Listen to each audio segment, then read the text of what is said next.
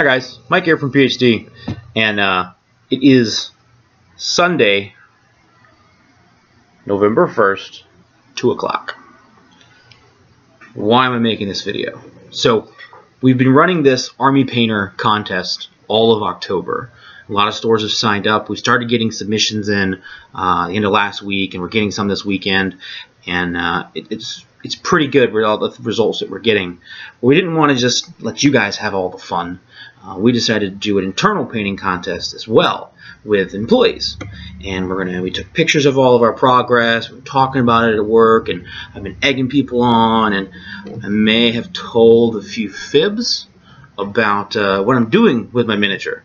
So I told everybody that I was going to be making this big elaborate tree coming out of my base and cutting the model in half and having him crawl out of the base and a lot of water effects, and I was going to go really over the top. I lied. I was going to do that. No, it doesn't help you guys. It doesn't show you guys how Army Painter products really work, where they really shine. And how they really shine is getting your models painted and to the table as quickly as possible. So, it's Sunday, November 1st, 2 o'clock. I have to bring my model in Monday morning, tomorrow morning, and have it completely painted and turn it into Ian to be judged. How am I going to do this? I'm going to use Army Painter's Quickshade method. Really simple. So you prime your model with your color primers. Saves you a lot of time from having to go back and base coat the color that you want on the model. You just pick the base coat on the primer that you want, paint the areas that aren't that color, and because of the 100% color match that the Army Painter paints have to the primers, it makes cleanup really, really quick, really fast, really easy, really simple. But that just gets your colors. So now you need to add some definition and some shading to the models. And you use that, to do that, you use the Quickshade cans that Army Painter has. These are really good. I've been using those for a while, and at first I was a little apprehensive of dipping my models, not because I was scared of the method, but I just didn't think the results would be good. And I couldn't have been more wrong. The first time I did it, I was blown away, and I've been obsessed with dipping models ever since. Any of my rank and file armies, any models where I just have to paint a whole lot, board game miniatures, anything that I'm not going to be entering in a painting contest, ironically enough, I wanted to dip.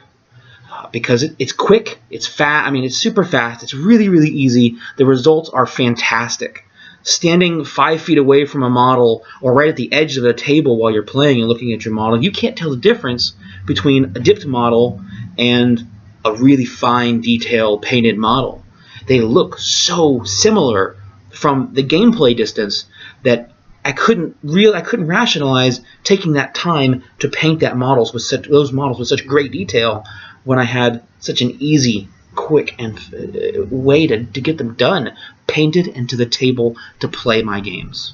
No longer did I have to be a little intimidated by playing with like gray painted or gray primed models or bare models on the table. I could have fully painted armies on the table, good to go. So, what model did I have? I have the Trollbloods Night Troll model, and I didn't pick this, not initially. So we did our painting contest a little different. We all chose a model, and we submitted it to a pool. And then a pool of other models that everybody else chose. We then rolled a d20. Whoever rolled the highest got to pick first from all the models that people submitted. But you could not pick your own model. So the model I submitted was a Corvus Belli Infinity miniature, Ajax, from ALF Army. And Chris wound up picking that model, Chris Strecker. And this model was a model that Rachel in our office picked.